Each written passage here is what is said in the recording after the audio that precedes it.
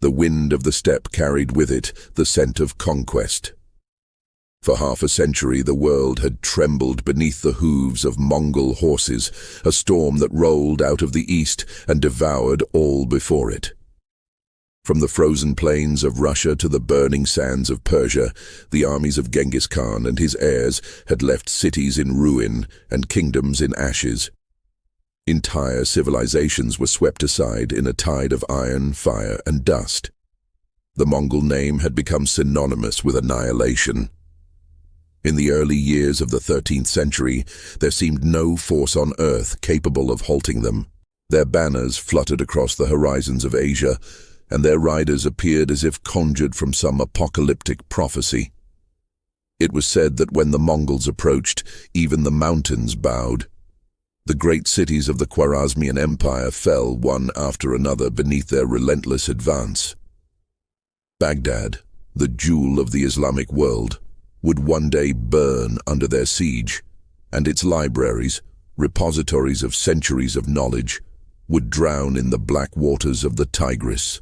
But before that, before the blood-soaked march reached the heart of Islam, before the final stand of Ain Jalut, the world watched in terror as Hulagu Khan, grandson of Genghis himself, prepared to carve out a new dominion in the West. Hulagu's mission was not conquest for its own sake, it was extermination. He rode with the authority of his brother, Mungka Khan, the great Khan of the Mongol Empire, to bring the entire Islamic world under Mongol control. Hulagu's army was unlike any that had marched before. An immense host, drawn from the vast expanse of Mongol territories, reinforced by contingents of Chinese engineers, Turkic auxiliaries, and Persian conscripts. Tens of thousands of horsemen, armored and disciplined, their composite bows glinting beneath the sun, moved westward like a living storm. In their path lay the cities of Persia and Mesopotamia, already weakened by decades of internal strife. The Abbasid Caliphate in Baghdad had grown complacent, its power hollowed by luxury and factional intrigue. Hulagu demanded submission, but the caliph refused. He trusted that the name of Islam and the legacy of the Prophet would shield his city from destruction. It was a fatal misjudgment. In 1258, the Mongols descended upon Baghdad. The siege was merciless and methodical. The great walls crumbled under the assault of Mongol siege engines. The rivers ran red for days, and when the smoke cleared, the city that had once been the heart of a golden age of learning lay silent. The caliph was executed, rolled into a carpet and trampled to death beneath Mongol horses, a grim symbol of the end of an era. Scholars, artisans, and ordinary citizens were slaughtered in the tens of thousands. The Islamic world, for centuries the center of civilization, staggered under a wound that seemed mortal. From Baghdad, the Mongol tide rolled onward, devouring Aleppo and Damascus, leaving nothing but terror in its wake. In every mosque and palace, in every camp and caravan, people whispered that the end of days had come. The Mongols were not men, some said, but divine punishment, horsemen of the apocalypse sent to scourge the earth. Yet amidst the ruin there remained one power that had not yet fallen: Egypt. There, beyond the deserts, beyond the Nile's eternal current, a new force had risen, forged in slavery and sharpened in war. They were the Mamluks, soldiers of foreign birth, trained from childhood to fight and to serve. Purchased as slaves, these warriors had overthrown their masters and seized power for themselves. They ruled Egypt with the cold discipline of those who had known bondage and had clawed their way to freedom. Their leader, Sultan Qutuz, was no man of peace. He had watched the Mongols devastate his world, and he knew they would not stop at the borders of Egypt. To surrender would mean extinction, not just for his kingdom but for all Islam.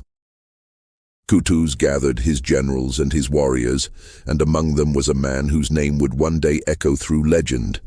Baybars, a Mamluk of Kipchak Turkic origin, fierce, cunning, and brilliant in battle.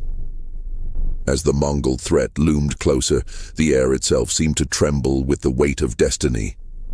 Hulagu, confident of his unstoppable power, sent envoys to Cairo, bearing a message of arrogance and death. "Submit," he demanded, "or be destroyed as Baghdad was destroyed." The letter was more than a threat. It was an ultimatum written in the language of empire. Qutuz read the message in silence. Around him, his court held its breath. Then, in a gesture that would become legend, he drew his sword, struck down the envoys, and displayed their heads at the city gates. To defy the Mongols was to defy death itself. But in that moment, Cairo stood unbowed. The Mongols, enraged, prepared their next invasion. Hulagu himself, however, was forced to withdraw east with the bulk of his army. The great Khan Munka had died, and Hulagu needed to secure his position in the ensuing succession struggle. He left behind one of his best commanders, Kitbuka Noyan, a Christian Mongol of the Nestorian faith, to hold Syria and crush the Egyptians. Kitbuka was a warrior of the old Mongol mold, unyielding, ruthless, and loyal to his Khan unto death. He gathered his forces in the Levant, Mongol cavalry, Armenian and Georgian auxiliaries, and remnants of local levies. Though smaller than Hulagu's grand host, it remained a formidable army. The Mongols had never lost a major battle in open combat. Their tactics, their speed, their coordination were unmatched.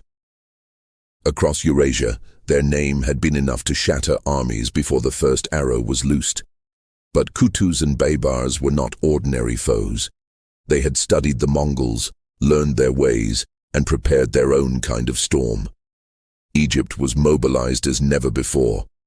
The Mamluks rode north through the Sinai, their banners snapping in the desert wind, their hearts steeled by faith and fury. As they crossed into Palestine, they marched not only as soldiers, but as the last bulwark of a civilization under siege. In the shadow of Mount Gilboa, near a spring known as Ain Jalut, the spring of Goliath, the fates of empires converged. The place itself seemed woven with myth, for local lore held that it was here David had once struck down Goliath with his sling, a triumph of the weak over the mighty. Now, centuries later, another such confrontation would unfold upon the same soil. The land was a tapestry of hills and valleys, a terrain of narrow passes and hidden ravines, perfect ground for an ambush. Baybars saw it first, his soldier's mind calculating every slope and hollow. He proposed a plan as daring as it was dangerous: lure the Mongols into the valley, feign retreat, and crush them between concealed Mamluk forces. It was a gamble of genius, a wager of life against annihilation. Qutuz agreed. As dawn broke on that fateful September morning in 1260, the air was still and heavy. The Mongols, their banners adorned with the eternal blue of Tengri, advanced with the confidence of conquerors. Their drums thundered across the valley, their horsemen moving in perfect unison, a wave of iron sweeping down upon the world. The Mamluks waited, hidden among the hills. The moment before battle is a strange silence, a suspension of time. Both sides knew that what would happen here would echo across centuries. To the Mongols, this was another conquest. To the Mamluks, it was survival itself. Then, with the cry of Allahu Akbar, the Mamluks struck. They poured from the hills like a sudden tempest, their arrows darkening the sky. The Mongols answered in kind, their own archers unleashing death with practiced precision. The valley became a maelstrom of speed and savagery, horse against horse, bow against bow, the air thick with the hiss of arrows and the clash of steel. Baybars led the vanguard, his men striking swiftly and then withdrawing, drawing Kitbuka's army deeper into the trap. The Mongols pursued, their discipline giving way to fury. They believed the Egyptians were breaking, retreating as so many others had before them. Kitbuka urged his riders forward, shouting orders above the chaos, his confidence absolute.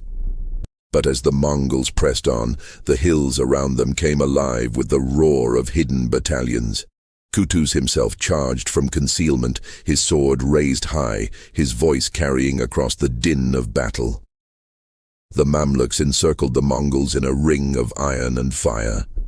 The trap had sprung. For the first time in living memory, the Mongol advance was halted. Yet the outcome was far from certain. Kitbuka rallied his men, his courage unbroken even as the tide turned against him. The valley of Jalut became a cauldron of slaughter, a place where the destiny of nations hung by a thread. And amidst the dust and screams, beneath the burning sun, history shifted. The myth of Mongol invincibility began to crack. But the day was not yet won, and the world held its breath. The valley of Jalut roared like a living thing. Steel struck steel, horses screamed, men shouted the names of God and empire into the chaos.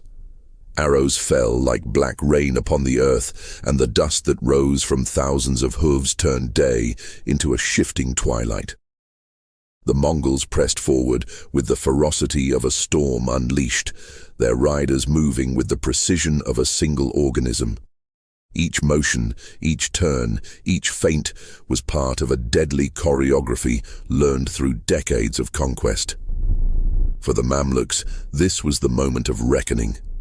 Their formation wavered under the first Mongol charge, the air splitting with the twang of bowstrings and the crack of lances. The Mongol horse archers rode in crescent formations, loosing volleys even as they turned their mounts, never breaking stride. But Baybars and his men countered in kind, their own cavalry executing the maneuvers they had studied in secret, techniques learned from the very enemy they now faced. At first it seemed the Mongols might overwhelm them. Kitbuka's vanguard crashed into the Mamluk lines, and for a heartbeat, the tide tilted toward the invaders. The Mongol drums thundered from the rear, echoing through the valley like the heartbeat of an empire that had never known defeat. Men fell by the hundreds, their cries swallowed by the din. The Mamluks fought in the shadow of annihilation, their armor gleaming beneath the sun, their faces streaked with sweat and blood. Then, just as Baybars had planned, the vanguard began to fall back. To the Mongols, it looked like a rout, another army breaking before their might. Kitbuka roared triumphantly, urging his men forward.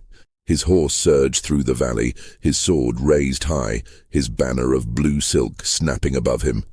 Around him, the Mongol cavalry followed, driving into the narrowing corridor between the hills. The trap was closing.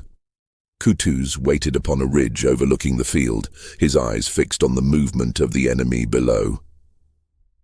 The Mongols were deep in the valley now, committed, their formations stretching and warping with pursuit. When the moment came, he gave the signal. From the hillsides erupted the rest of the Mamluk army, thousands of horsemen who had lain in wait. Their charge came like a thunderclap. Arrows streaked down upon the Mongols, followed by the crashing advance of armored lancers. The Mongols wheeled to face this new assault, but the ground betrayed them. The valley that had seemed their path to victory became a cage. Baybars struck from the front, Kutuz from the rear, and the Mongol army was caught in a tightening circle of steel. The Mongols were masters of battle, and even trapped, they did not yield. Kitbuka's men fought with desperate courage, their arrows flying in all directions, their curved sabers flashing like lightning. They cut down their enemies in droves, their discipline unbroken even as death closed in. But the Mamluks were fighting for something greater than conquest. They were fighting for survival, for faith, for the very memory of their world. In the heart of the melee, Baybars found himself face to face with Mongol captains, their eyes blazing behind visors of iron. He cut one down, then another, his movements fluid, honed through years of combat and command. His voice rose above the chaos, steady and fierce, calling to his men to hold their lines. Around him, the Mamluks pressed closer, their battle cries merging into one relentless roar. Kitbuka fought as though possessed, his sword rising and falling in arcs of blood. He knew retreat was impossible. His orders were clear: victory or death. To flee before the Mamluks would shame the empire and stain his honor. His faith, though Christian, burned with the same conviction as the men he faced. He believed the Mongols were instruments of divine will, chosen to cleanse the world through conquest. If this was to be his end, it would be in service to that destiny. For hours, the battle swayed in brutal balance. The sun climbed higher, its heat turning the valley into an oven. Men slipped in the blood-soaked mud, horses stumbled over the fallen. The air was thick with dust and smoke, so that friend and foe alike vanished in the haze. Kutuz, seeing his men begin to falter, tore the helmet from his head, lifted his sword high and shouted a cry that would be remembered for centuries, "O Islam, O Islam!" The words carried like thunder across the battlefield. His men heard, and their courage ignited anew. They surged forward, driving the Mongols back step by step. Kitbuka saw it too, the flicker of hope kindling in the enemy ranks. He spurred his horse forward to rally his men, shouting commands in the harsh Mongolian tongue. The sound of his voice cut through the din, steady, commanding, unyielding. His lieutenants gathered around him, forming a knot of resistance in the center of the field. Then came the moment of final reckoning. Kutuz led his personal guard into the thick of the fight, cutting a path toward Kitbuka's banner. The Mamluks struck from every side, compressing the Mongol formation until it could barely move. One by one, the Mongol standards began to fall. Kitbuka fought until his horse was slain beneath him. He rose from the dust, swinging his blade in wide, furious arcs, defying the tide that engulfed him. When at last he was captured, his armor dented and his face streaked with blood, he stood proud before his captors. Kutuz, breathing heavily from battle, regarded him in silence. Kitbuka, defiant even in defeat, said, "You may kill me, but know this. From the east, 1,000 will come to avenge me." Kutuz ordered his execution. The Mongol commander met death unflinching, his prophecy hanging heavy in the air. His body fell, and with it, the last of Mongol resistance collapsed. The valley fell silent, except for the moans of the dying and the soft rhythmic beat of the wind over the slain. The impossible had happened. The Mongols had been defeated in open battle. Word spread like wildfire through the lands. In every mosque and market from Cairo to Damascus, people whispered the name of Ain Jalut with awe. The myth of Mongol invincibility, the illusion that had held the world in terror, was shattered. For the first time since Genghis Khan had ridden out of the steppe, the tide of conquest had been turned back. The Mamluks gathered their dead, burying them beneath the earth they had saved. The Mongol corpses were left to the vultures, a grim warning to those who might come after. The spring of Goliath ran red that day, mingling with the blood of two empires, but its waters would forever carry the memory of deliverance. Kutuz returned to Cairo as a hero. The people lined the streets to greet him, chanting his name, showering him with petals and praise. But the shadow of prophecy lingered. Hulagu still ruled beyond the Euphrates, his wrath unspent. The Mongol Empire, though wounded, was far from dead. Ain Jalut had bought time, not peace. Baybars, the architect of victory, rode beside his sultan. His eyes, sharp and unreadable, saw what others did not. He understood that the triumph was fragile, that unity was fleeting. The Mamluks had fought together out of necessity, but ambition simmered beneath the surface. The empire of slaves had risen to greatness, yet the same fire that forged it could destroy it.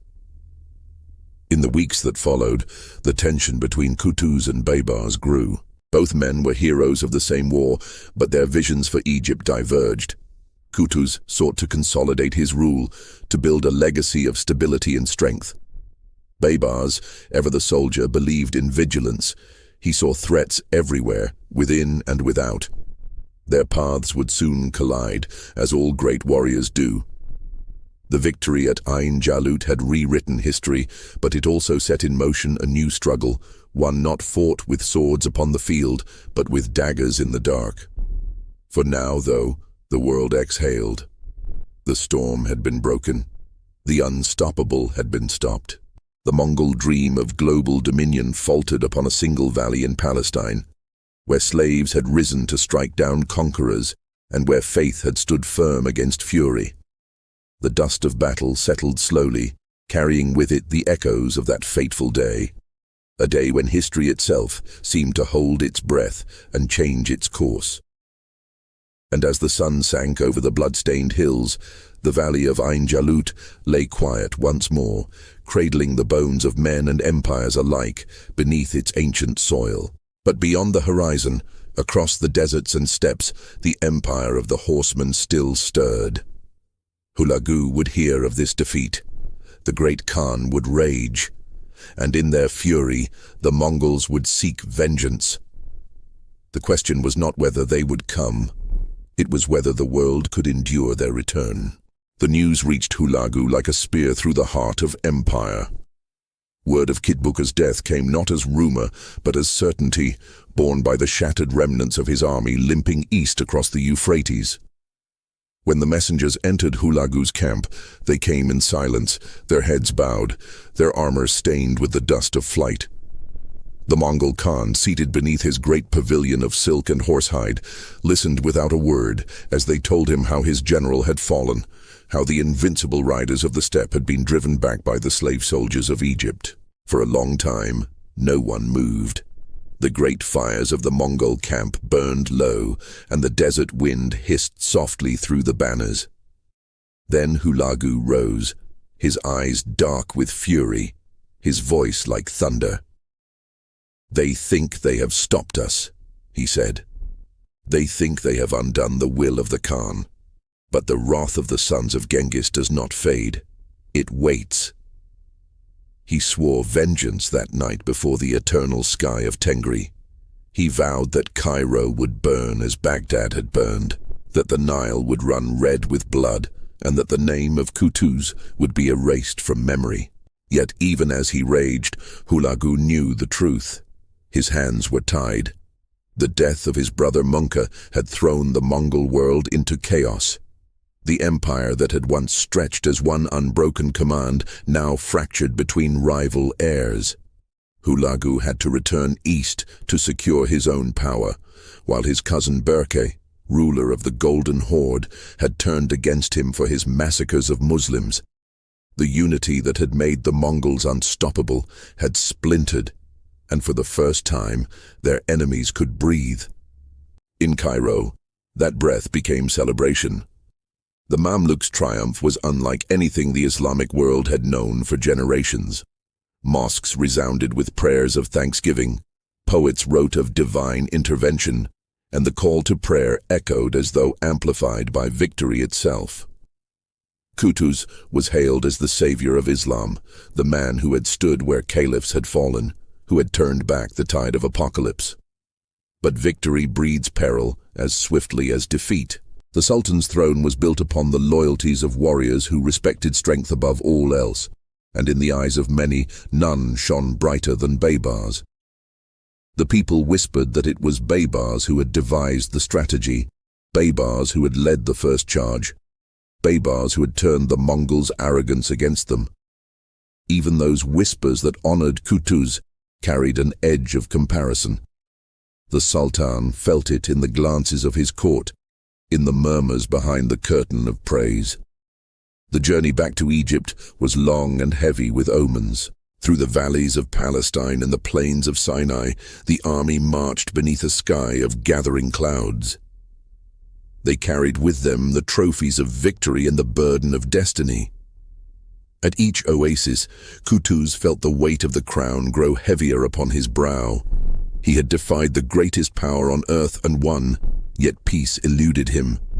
The men around him were not courtiers, but killers, slaves raised to command, bound to no lineage but their own ambition. Baybars rode at his side, silent and watchful.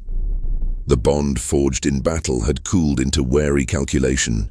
He had fought for Qutuz, but he was not a man content with service. In his heart burned a vision, a greater Mamluk power, ruled by one who understood the art of both sword and empire. To Baybars, Qutuz was a soldier elevated by chance. To Qutuz, Baybars was a rival too dangerous to trust. One night, as the army camped along the route through the desert, Qutuz summoned his generals. The firelight flickered across their faces, men who had fought through blood and dust together, now divided by unspoken fears. Qutuz announced his intention to reward Baybars with the governorship of Aleppo, a gesture that might have been meant as honor or exile. Baybars bowed, his expression unreadable, but his mind moved swiftly. He remembered every moment of the battle at Jalut, every command, every risk he had taken. He remembered Qutuz's hesitation before the fight, his near despair when the Mongols had seemed to gain the upper hand. And now this man, this sultan, would send him away from Cairo's heart. Ambition and betrayal danced together in his thoughts. Days later, as the army approached the Nile Delta, the inevitable unfolded. Accounts differ in the telling. Some say Qutuz was ambushed while hunting, others that Baybars lured him into a tent under the pretense of discussion. But in the end, the blade found its mark. Qutuz fell, struck down by the very man who had helped him win the greatest victory of his reign. His body was buried in haste, the desert winds carrying his name away, even as the banners of the Mamluks shifted to a new ruler. Baybars was proclaimed sultan. The transition was swift, almost bloodless. The army accepted him without rebellion. Such was the nature of power among the Mamluks. Loyalty belonged to strength, and Baybars had proven stronger. Yet even in triumph, he was haunted by the shadow of Jalut. The memory of Kitbuka's dying prophecy lingered in his mind. From the east, 1,000,000 will come. The Mongols might have been checked, but their vengeance was inevitable. Baybars set to work not as a conqueror but as a builder. He understood that the victory at Jalut was not an end, but a beginning. The Mongol Empire still loomed vast and wrathful beyond the Euphrates. To survive their return, Egypt had to become more than a kingdom. It had to become a fortress. He reformed the army, fortifying its ranks with new slaves and veterans alike. He rebuilt fortresses from Gaza to Damascus, ensuring that every pass, every route of invasion, would bleed any army that dared to cross. He strengthened the economy, restored trade, and commissioned the construction of mosques and madrasas to bind the people to faith and the state. Under his rule, Cairo rose as the new center of the Islamic world, its splendor rivaling the Baghdad that had been lost. Yet even as he built, Baybars never forgot the Mongols. The specter of their return haunted him. He sent envoys and spies deep into Syria, watching the movements of Hulagu's forces. The Mongols retaliated with raids, probing Egypt's borders, but never daring another full invasion. They had learned that the Mamluks were not like the kingdoms they had crushed before. These were soldiers who knew their tactics, who had faced their fury and endured. In time, Baybars became more than a ruler. He became a symbol. To his people, he was the Lion of Egypt, the man who had avenged the humiliation of centuries. To the Mongols, he was a reminder that empire was not destiny, that even the horsemen of the apocalypse could bleed. His reign turned the victory of Jalut into the foundation of a dynasty that would endure for centuries, ruling Egypt and Syria long after the Mongol Empire had fragmented into dust. Still, the memory of that day in 1260 lived on. Poets sang of it as the moment when heaven and earth aligned to preserve the faithful. Scholars wrote of it as a lesson in strategy, courage, and divine providence. And among the soldiers who had survived, the story became legend. They would tell it to their sons, that they had stood at the edge of the world and watched the tide of destruction break upon the rocks of their defiance. But legend is never simple. The victory at Jalut did not end the age of war. It merely shifted its course. The Mongols would return again and again, their banners carried by new khans and new ambitions.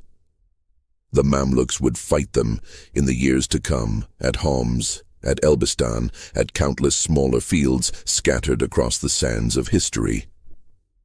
Each time, the ghost of Jalut rode with them, a reminder of what courage could achieve and what vigilance demanded. And so, the story of Jalut became something greater than a single battle.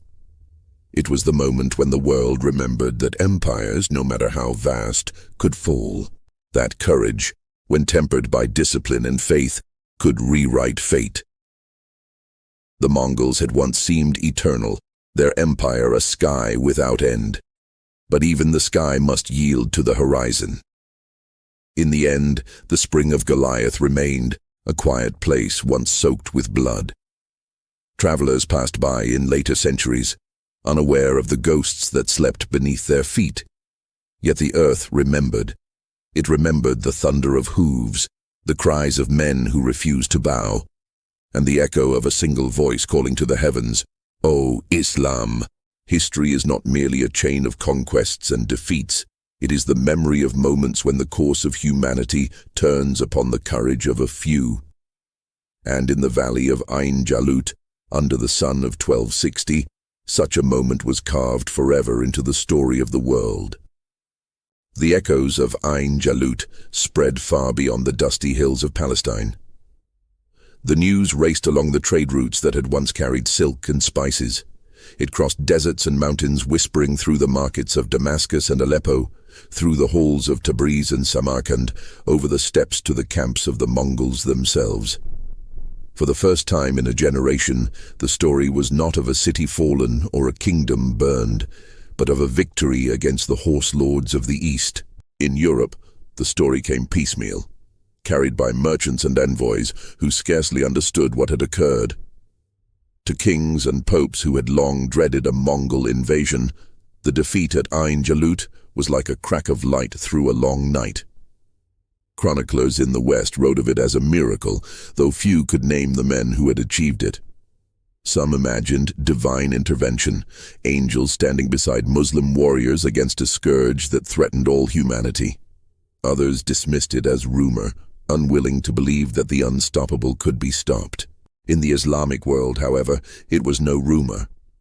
It was proof that the wrath of heaven had limits, that the Mongols were not instruments of divine punishment, but men, fierce, fallible, and mortal.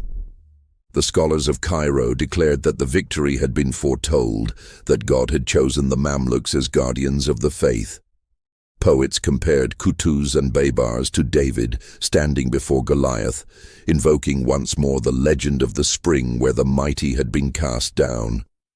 Yet behind the hymns and chronicles lay the harder truth of what the battle meant. The Mongol Empire did not collapse. It endured, vast and fractured, its khans still ruling from China to the Black Sea. But Jalut marked a boundary, a frontier that the Mongols would never again cross. Their westward momentum had ended. Beyond the Euphrates, the Mamluk frontier became a line of defiance, a scar across which two worlds would stare at each other for centuries. Baybars understood this better than anyone. Once the celebration had faded, he began to shape policy not around victory, but around vigilance. He rebuilt the defenses of Damascus and Homs, raising walls thicker than any the Mongols had breached. He established a network of watchtowers and couriers, able to send news of invasion from the Euphrates to Cairo in days. He revived the economy of the devastated Levant, inviting merchants and farmers back to their lands, ensuring that the frontier provinces would be strong enough to feed armies and endure siege. He also forged alliances, subtle and far-reaching. With the remnants of the Abbasid line, he recreated a shadow of the caliphate in Cairo, giving his rule divine legitimacy. With the rulers of Nubia, with the Bedouin tribes of Arabia, even with the distant powers of Europe, he played a game of correspondence and strategy, ensuring that no single power could rise behind him while the Mongols watched from the east. It was under Baybars that Cairo transformed from a royal city into the beating heart of a new empire. The great citadel grew, The domes of mosques multiplied. The call to prayer rang over a metropolis that glowed with learning and wealth. Scholars fled the ruins of Baghdad and found new patronage under the Mamluks. The libraries of Egypt filled with their writings, the madrasas echoed with debate and discovery. The Nile, ancient and tireless, carried grain to feed armies and scholars alike. Still, the memory of Jalut remained the core of it all. In every soldier's oath, every new recruit's training, the story was told. How the Mongols had come, and how they had been turned back. It was not only history but instruction, a code of endurance and faith. Children in Cairo heard it as legend, warriors recited it as truth. The Mamluks had proved that will could stand against empire. Across the steppe, the Mongols brooded. Hulagu, humiliated by the defeat, longed for vengeance but was drawn into endless conflict with Berke of the Golden Horde. Their civil war tore at the fabric of the empire, dividing it between Muslim and pagan, east and west. The armies that might have avenged Kitbuka bled themselves dry on the plains of the Caucasus. To the Mamluks, it seemed as though heaven itself had turned the Mongols upon one another. The Ilkhanate that Hulagu founded in Persia remained formidable, and its riders still crossed into Syria in later years. But none would again ride beyond Damascus. Each time they came, the Mamluks met them with the discipline born at Jalut. At Homs in 1281, at Wadi al-Khaznadar decades later, the pattern repeated: clash and withdrawal, victory and loss, yet always the frontier held. The Mongols could burn towns, but they could not uproot the will that the Mamluks had planted. Baybars did not live to see the final fading of Mongol power. When he died in 1277, the empire he had built was strong enough to outlast him, a dynasty of warrior kings ruling from Cairo. His successors would quarrel and conspire as all rulers do, but the system he forged, the slave-soldier hierarchy, the fortress state, the vigilant frontier, would endure for centuries. The Mamluks became not merely defenders of Islam but its protectors, the stewards of the holy cities of Mecca and Medina, the guardians of pilgrimage and faith. And still, the world turned. To the east, the Mongols in China became emperors of another kind, patrons of culture and trade rather than apocalypse. To the west, Europe, spared the Mongol tide, began its slow awakening toward the Renaissance.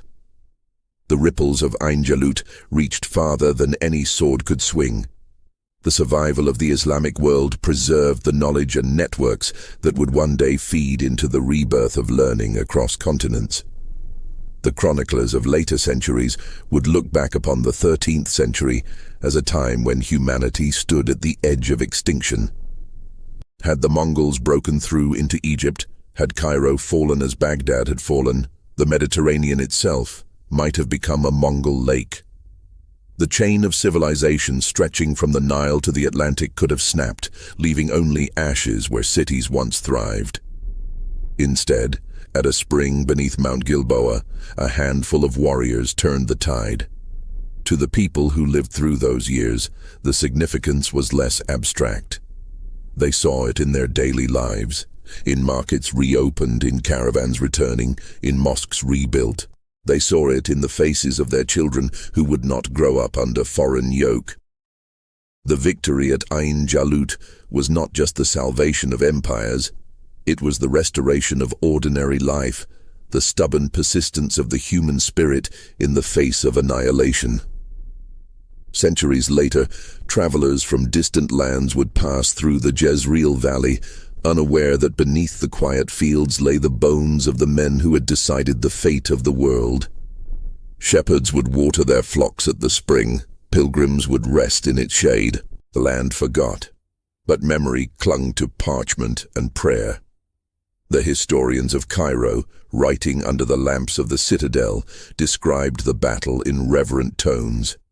They wrote of divine aid, of angels riding unseen among the Mamluks, of how Kutuzi's cry had shaken the heavens. They were scholars, Yet their pens could not resist the pull of myth. For what had happened at Ain Jalut felt larger than mortal effort. It felt like destiny intervening to balance the scales of the world.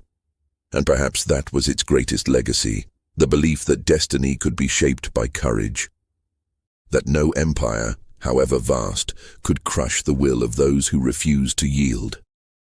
The Mamluks were born in bondage, yet they had risen to face the masters of the earth and prevail.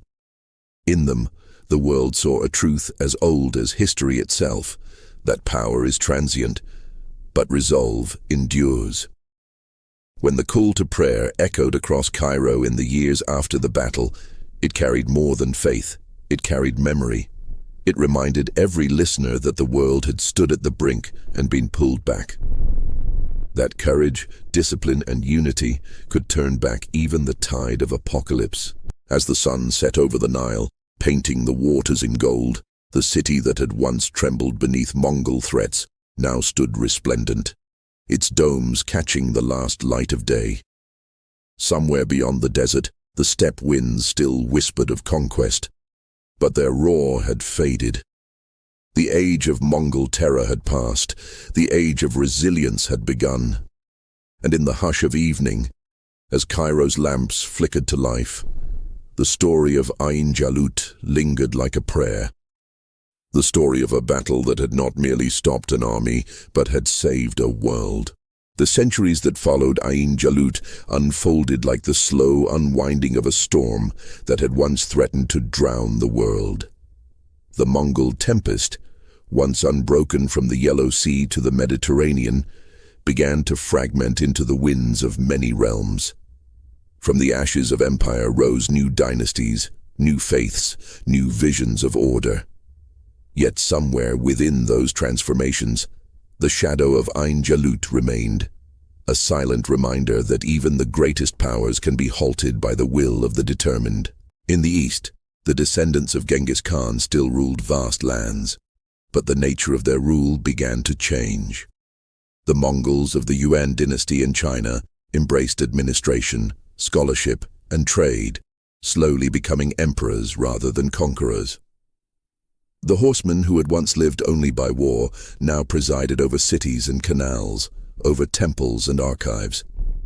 Their empire became less a wave of destruction and more a bridge between civilizations, connecting east and west across the Silk Road. In Persia, the Ilkhanate, forged by Hulagu's wrath, evolved in unexpected ways. Over time, the conquerors adopted Islam, blending Mongol traditions with Persian artistry and governance. The fire that had consumed Baghdad was replaced by a flowering of culture.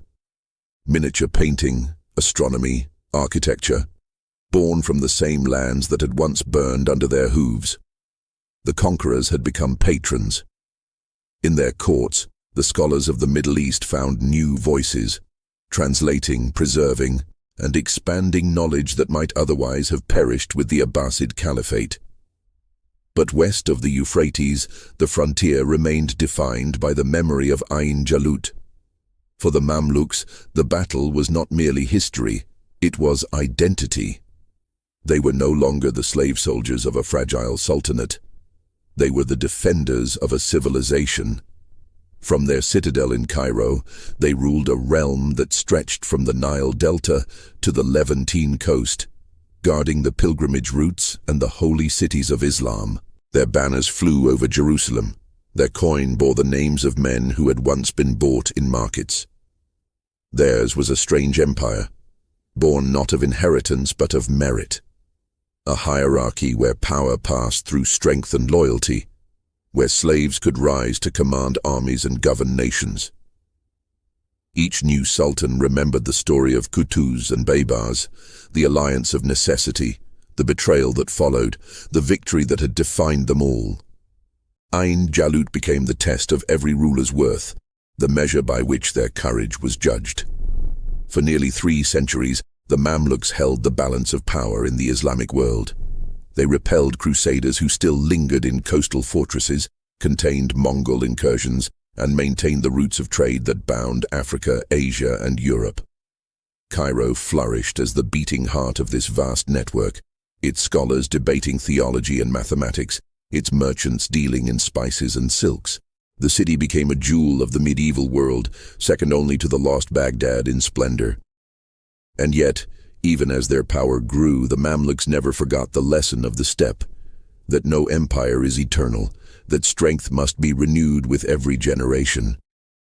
Their very system, built on the recruitment of foreign-born warriors, ensured a constant renewal of vigor, but also a constant risk of fracture. Each succession was a storm, each death of a sultan a potential undoing. Still, the memory of Ain Jalut bound them, a myth of unity forged in crisis. Beyond the Islamic world, the influence of that single battle stretched in unseen ways. The Mongol advance into Europe had stalled years before Ain Jalut, but the psychological impact of their defeat rippled through Christendom. The notion that the Mongols were invincible began to fade. Kingdoms that had once trembled at their approach began to find courage in the idea that resistance was possible. Historians later noted that without Ain Jalut, the balance of global history might have shifted irrevocably, that Europe's survival, the later Renaissance, even the age of exploration, might have emerged differently if the Mongols had broken through into Egypt and beyond. Ain Jalut was, in a sense, the pivot of a world that teetered between annihilation and renewal. It marked the end of one era, the age of unstoppable conquest, and the beginning of another, when civilizations began to consolidate, define, and rebuild. And from its dust arose the foundations of the world we recognize today, divided, resilient, interconnected. The story of the Mamluks, however, did not end in triumph. In time, their empire would face new forces from beyond the sea. The Portuguese would open routes that bypassed their trade monopolies. The Ottomans, rising from Anatolia, would eclipse them as the new guardians of the Islamic heartlands. In 1517, Cairo would fall not to Mongols, but to fellow Muslims bearing firearms and a new vision of empire. Yet even in defeat, the Mamluks were remembered not for their fall, but for the moment when they stood unyielding against the storm. Their memory became part of the fabric of the Middle East, woven into tales, prayers, and songs. Chroniclers wrote of their courage, of Baybars the lion, of the slave who became king. The image of a disciplined cavalry standing against the swirling mass of Mongol riders became a symbol of divine justice, of the triumph of order over chaos. The very name Ain Jalut entered legend, a place where the world had turned. Centuries later, travelers rediscovered its fields. European scholars, drawn by the tales of crusade and conquest, sought the site of the fabled battle. They walked among olive groves and hills, tracing the faint outlines of where armies once met. The spring still flowed, clear and cool, as it had in the days when Kutuz and Kitbuka faced each other beneath the blazing sun. There was little to mark what had happened there, no monuments, no grand ruins. Only the whisper of the wind through grass, the distant hum of bees, and the memory of thunder that had once shaken empires. The legend of Ain Jalut survives not because of monuments, but because of meaning. It endures as a story of boundaries, between East and West, chaos and civilization, despair and defiance. It reminds those who study history that even the most overwhelming force can be met, that the fate of nations often hinges on moments of desperate resolve. Perhaps that is why, when historians and poets alike look back upon the 13th century, they see in Ain Jalut something larger than war.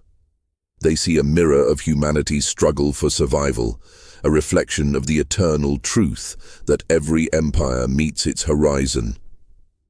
And in that moment of reckoning, what defines the world is not conquest, but resistance.